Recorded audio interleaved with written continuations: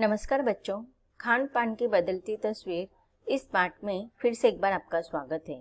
आज हम मंजरी इस पाठ्य पुस्तक से पाठ नंबर 22 पढ़ने जा रहे हैं, जिसका यह सेशन नंबर 3 है।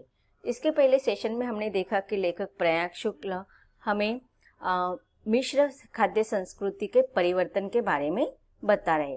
तो चलो बच्चों, हम प्रत्यक्ष पाठ के अगले परिच्छेद में समझते हैं कि लेखक हमें किस प्रकार से अब सकारात्मक पक्षों पर ध्यान देने के लिए अग्रसर करने के लिए प्रेरित कर रहे हैं। प्रत्यक्ष पाठ के परिच्छेदों को हम समझेंगे। अब यहाँ पर लेखक हमें बताते हैं कि किस प्रकार से आज की जो नई पीढ़ी है वह अधिकतर देश विदेश की जो मिश्र खाद्य संस्कृति है उसकी तरफ अपना रुचि बढ़ते हुए हम देख रहे हैं। अब लेखक बताते कि भले ही आज स्थानीय व्यंजनों को भूलकर देशी या विदेशी व्यंजनों को अपना रहे, तो इसमें जो बदल हो गया है, परिवर्तन जो आ गया है, उसमें व्यंजनों की जो गुणवत्ता है वह कम हो गई है।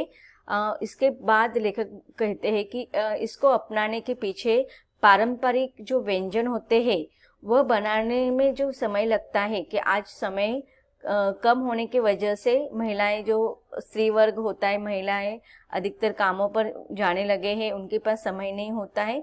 इस कारण वह समय के कम होने के कारण इस विदेशी खाद्य संस्कृति को अपना रहे कि पारंपरिक व्यंजन की अपेक्षा आधुनिक व्यंजन जल्दी बनते हैं। उसके साथ साथ लेखक कहते हैं कि आज अगर हम अगर देखते हैं कि उसमें जो परिवर्तन आया है उसमें उन्होंने एक कारण बताया है कि महंगाई, कि अगर महंगाई ज़्यादा होने की वजह से बहुत सारे स्थानीय पदार्थों में लगने वाले जो वस्तुएं होते हैं, पदार्थ होते हैं, वह क्या हो गए हैं, कम यूज़ होने लगे हैं क्योंकि महंगाई ज़्यादा बढ़ गई है। इसके साथ साथ अब लेखक हमें सकारात्मक पक्ष पर ध्यान देते हुए कहते हैं कि इस मिश्र संस्कृति को अपनाने के कुछ कारण बता रहे कि जैसे कि नौकरियों के हमेशा बदली हो जाने के वजह से लोग क्या करते हैं, खान पान के चीज़ों को एक दूसरे से अपनाते हैं, कि एक प्रदेश के व्यक्ति दूसरे प्रदेश के व्यंजनों को अपनाने लगे हैं। बड़े शहरों के मध्यम वर्गीय स्कूलों में जब दोपहर के टिफिन के वक्त बच्चों के टिफिन डिब्बे खुलते हैं तो उनसे विभिन्न प्रदेशों के व्यंजनों की एक खुशबू उठती है। अब देखिए, यहाँ पर लेखक बताते हैं कि नौकरियों के कारण लोगों का एक स्थान से दूसरे स्थान पर चले जाते हैं, तो उनके जो बच्चे होते हैं वो वहाँ के प्रदेशों के स्कूलों में जाने लगते हैं। अब हम देखते हैं कि स्कूलों में भी बहुत सारे बच्चों को जो होते हैं, कोई अलग अलग प्रांत से, अलग अलग स्थानों से बच्चे आए होते, कोई केरल का होता है, कोई पंजाब का होता है, कोई उत्तर प्रदेश का होता है, कोई महाराष्ट्र का होता है। तो उस कारण की विविधता उनके टिफिन में जो रिसेस में जो टिफिन खाया जाते तो उसमें भी उसी प्रकार के विविधता दिखाई देती है। खाने के पदार्थों में कोई इडली सांभर खा रहा है, कोई पाव भाजी खा रहा है, कोई अभी तो स्कूलों में नॉन वेज सब लोग अलाउड करते हैं। तो इस प्रकार से दोपहर के उस छुट्टी में जब टिफिन के द्वारा विभिन्न प्रदेशों के व्यंजन वहाँ पर अगर दिखते हैं तो उनका एक अलग स्वाद, उनकी एक अलग खुशबू सारे वातावरण में फैल जाते हैं। अब आगे लेखक कहते हैं कि हम खान पान से भी एक दूसरे को जानते हैं। अब लेखक कहते हैं कि हम खान पान से भी एक दूसरे को जानते हैं। इस दृष्टि से देखें तो खान पान की नई संस्कृति में हमें राष्ट्रीय एकता के लिए नए बीज भी मिल सकते हैं। अब लेखक कहते हैं कि इस बात को हमें एक सकारात्मक दृष्टिकोण से देखना है कि इससे हमारी राष्ट्रीय एकता, जो हमारी भारतीय संस्कृति है विविधता में एकता की, जिस प्रकार से हमारे देशों में विविध भाषा बोलने वाले, विविध रहन सहन वाले लोग रहते हैं, उसी प्रकार से विविध खान पान के लोग भी रहते हैं। तो यहाँ पर लेखक ने राष्ट्रीय एकता के सूत्र को बांधने की बात कही है कि इसे हमारे देश की ये जो सभ्यता और संस्कृति है इसमें और एक नया माहौल निर्माण हो रहा है, जिससे कि हमारी राष्ट्रीय एकता और भी बढ़ रही है। हम खान पान से भी एक दूसरे को जानते हैं। जिस प्रकार से हम एक दूसरे की भाषा से एक दूसरे को पहचानते हैं, वहाँ के अलग अलग पहराव से भी हम पहचानते हैं कि एक विशिष्ट स्थान के लिए एक विशिष्ट पहराव होता है, वहाँ की बोली भाषा अलग होती है। तो उसी प्रकार से खाने व्यंजनों से भी हम उस प्रांत को जानते हैं, जैसे कि अब तक हमने पाठ में बहुत स्थानों पर इसका वर्णन पढ़ा है। जैसे पाव भाजी कहते तो बम्बई का पाव भाजी, तो इसी प्रकार से अनेक पदार्थ होते हैं। गुजरात के अलग होते हैं, केरल के अलग होते हैं, तमिल के अलग होते हैं। तो इस प्रकार से हर प्रांत के एक खान पान के वजह से भी हम एक दूसरे को जानते हैं, पहचानते हैं। बीज भली भांति तभी अंकुरित होंगे जब हम खान पान से जुड़ी हुई चीजें दूसरी चीजों की ओर भी ध्यान देंगे। मसलन हम उस बोली बानी, भाषा भूषा आदि को भी किसी न किसी रूप में ज्यादा जानेंगे जो किसी खान पान विशेष से जुड़ी हुई है। अब देखिए, एक विशिष्ट पदार्थ एक विशिष्ट प्रांत या राज्य से जुड़ा होता है, उसी प्रकार से विशिष्ट भाषा या वहाँ की जो बोली भाषा होती है, यह भी हम देखते हैं कि विशिष्ट स्थान से जुड़ी हुई होती है। अब यहाँ पर लेखक कहते हैं कि भली भांति तभी अंकुरित होगे कि हम खान पान से जुड़ी हुई दूसरी चीजों की ओर भी ध्यान देंगे। तो अब हमारी राष्ट्रीय एकता को जोड़ने के लिए जिस प्रकार से हम विविधता में एकता, यह भारतीय संस्कृति मानी जाती है, उसी प्रकार से विविधता में एकता खान पान में भी है, पदार्थ बोली भाषा में भी है, रहन सहन में भी है, पोशाक में भी है। और यही विशेषता हमारे भारतीय संस्कृति को और भी मजबूत बना रहे हैं।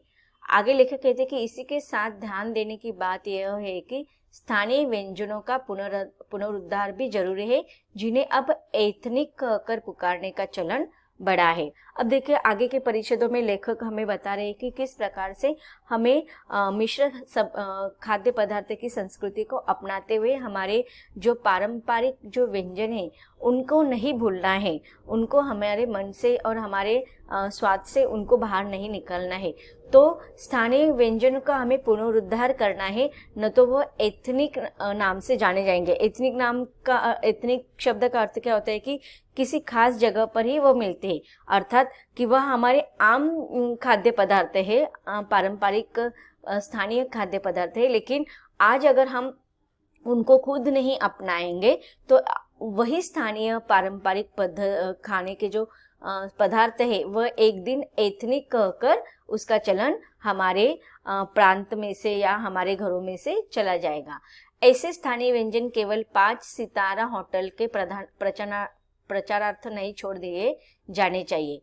5 सितारा होटलों में भी वे कभी कभार मिलते रहे, पर घरों बाजारों से गायब हो जाए तो यह एक दुर्भाग्य ही होगा। अब देखिए, यहाँ पर लेखक ने यहाँ पर एक व्यंग बताया है कि आज हम हमारे स्थानीय या पारंपरिक व्यंजनों को भूलकर विदेशी व्यंजनों को अपना रहे हैं। वह एक स्थान पर वह सीमित होना चाहिए, नहीं तो हमारे ही पारंपरिक व्यंजनों को 5 सितारों के होटलों में विशिष्ट स्पेशल डिश के नाम से प्रचार के रूप में वहां पर चला जाएगा और उनका ही उस 5 सितारा होटल का ही वह फायदा होगा। लेकिन कभी कभी 5 सितारा होटल में भी वह कभी कभार ही मिलने लगेंगे, ऐसी आगे की भविष्यवाणी हो सकती है। अब लेखक कहते हैं कि लेखक यहाँ पर आशावादी दृष्टिकोण रखते हुए कहते हैं कि हमारे व्यंजनों का हमें पुनरुद्धार करना चाहिए। उसे भले ही हम कभी कभार खाएं, लेकिन उसे हमारे घर परिवारों से बिल्कुल भी बंद नहीं करना चाहिए। इसीलिए वे कहते हैं कि अगर वो भले ही 5 सितारा होटलों में कभी कभार मिले, लेकिन हमारे घरों में, बाजारों में वो गायब नहीं होने चाहिए। अगर इस प्रकार के हमारे पारंपरिक व्यंजन, स्थानीय व्यंजन हमारे ही घरों में से चले जाएंगे, हम खुद नहीं बनाएंगे, तो यह हमारे लिए सबसे दुर्भाग्य की बात होगी। अच्छी तरह बनाई पकाई गई पूरी, कचौरियाँ, जलेबियाँ भी अब बाजारों से गायब हो रही है। अगर अब देखेंगे तो हमारे जो पारंपरिक पद्धति व्यंजन है, जैसे कि पूरी है, कचौरियाँ है, जलेबियाँ है, वह आज बाजार में बहुत ही कम दिखाई देते हैं। उसके स्थानों पर आज हम देखते हैं कि विदेशी जो स्थानीय व्यंजन है, विदेशी के जो पदार्थ है वही दिखाई देते हैं। इडली सांभर दिखाई देता है या फिर चाइनीज आइटम ज़्यादा दिखाई देते हैं, जिसका नए पीढ़ी पर बहुत ज़्यादा प्रभाव हो रहा है। तो वह आज की हमारी जो पारंपरिक जो व्यंजन है वह आज बाजारों से कम होते जा रहे हैं। मौसमी सब्जियों से भरे हुए समोसे भी अब कहाँ मिलते हैं। उत्तर भारत में उपलब्ध व्यंजनों की भी दुर्गति हो रही है। अब देखिए उत्तर भारत में जो अलग अलग तरह के पदार्थ आए दिन पहले घरों में बनाए जाते थे, लेकिन आज वह घरों में भी नहीं बन रहे हैं और बाजारों में भी दिखाई नहीं देते हैं। अब देखिए घरों में, हर घर में मौसम के अनुसार, ऋतु के अनुसार सब्जियों के, फलों के उपयोग किए जाते थे। समोसे बनाने में भी जो मौसम के अनुसार जो फल सब्जियां रहते थे उसके अनुसार वो समोसे बनाए जाते थे, लेकिन आज वह समोसे भी गायब होने के कगार पर है। तो इस प्रकार से लेखक यहाँ पर आशावादी दृष्टिकोण रखते हुए नई पीढ़ी को बता रहे कि नहीं, आज हमें ऐसे हमारे स्थानीय और परंपरागत जो व्यंजन है उनको अपनाना ही चाहिए। उसके कम होने की गुंजाइश नहीं, बहुत ही कम होनी चाहिए। आगे लेखक कहते हैं कि अचरज नहीं कि पहले उत्तर भारत में जो चीजें गली मोहल्लों की दुकानों में आम हुआ करते थे उन्हें अब खास दुकानों में तलाशा जाता है। कि देखो आज बहुत सारे, यहाँ पर लेखक ने सिर्फ उत्तर भारत का ही नाम लिया है, लेकिन आज हर प्रांत की यही अवस्था है कि एक समय रहता था कि पारंपरिक व्यंजन हमेशा घरों में बनाए जाती रहती थी। गली मोहल्ले के प्रत्येक हर घर में वह पदार्थ खाते थे और बनाए भी जाते थे, लेकिन आज वो तो खास विशिष्ट दुकानों में भी तलाशा जाता है तो भी मिल नहीं पाते हैं। यह भी एक कड़वा सच है कि कई स्थानीय व्यंजनों को हमने तथाकथित आधुनिकता के चलते छोड़ दिया है और पश्चिम की नकल में बहुत से ऐसी चीजें अपना ली है जो स्वाद, स्वास्थ्य और सरसता के मामले में हमारे बहुत अनुकूल नहीं है। अब देखिए कभी कभी हम लोग खाने वाले जो पदार्थ होते हैं वह हमारे स्वास्थ्य के लिए अच्छे हैं या नहीं उसके बारे में सोचते नहीं, लेकिन आधुनिक के नाम पर हम चलो आज बहुत ही उसका ये पदार्थ बहुत फेमस हो गया है तो उसके लिए खा रहे। जैसे कि आज हम देखते हैं कि आज आमतौर पर बहुत सारे बच्चों जो होते हैं वो नमकीन खाना पसंद करते हैं, वेफर्स खाना पसंद करते हैं।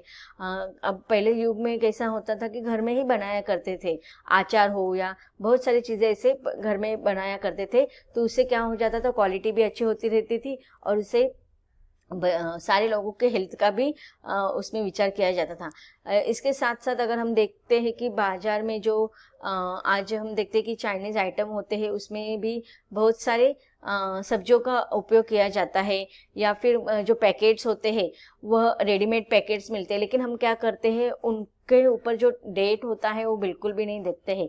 कभी कभी हम ऐसे ही खा लेते हैं और उससे क्या हो जाता है, उसका असर हमारे स्वास्थ्य पर हो सकता है। इसीलिए यहाँ पर लेखक कहते हैं कि केवल आधुनिकता के नाम पर हमें किसी का अनुकरण नहीं करना है, किसी की नकल नहीं करना है, बल्कि हमारे स्वास्थ्य के लिए जो अच्छा होगा, स्वाद में जो अच्छा होगा वही पदार्थों को ज़्यादा से ज़्यादा अपनाना चाहिए। हमारे स्थानीय जो व्यंजन है, वो जो पारंपरिक व्यंजन है, उसमें अधिकतर हमारे स्वास्थ्य के बारे में बहुत ही ज़्यादा विचार करके ही हमारे लोगों ने, पूर्वजों ने बनाया था।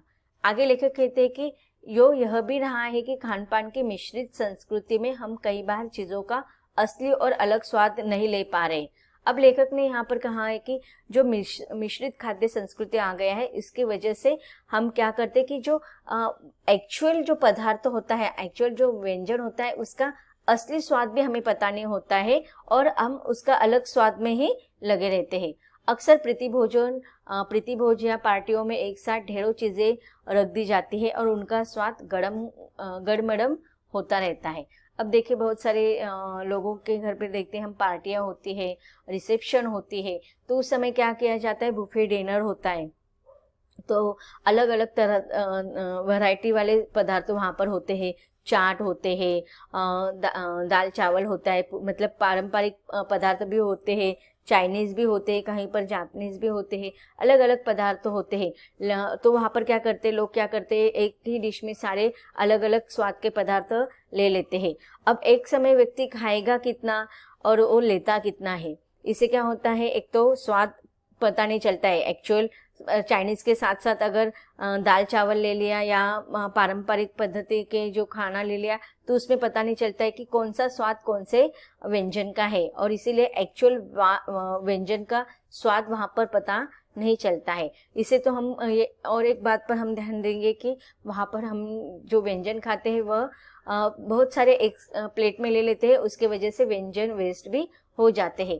लेकिन देखिए यहाँ पर अलग ढेरों चीज़ों को एक साथ खाने से स्वाद का पता नहीं चलता है, अलग अलग स्वाद मिश्रित हो जाता है। खान पान के मिश्रित या विविध संस्कृति में हमें कुछ चीज़ें चुनने का अवसर देती है, हम उसका लाभ प्राय नहीं उठा रहे।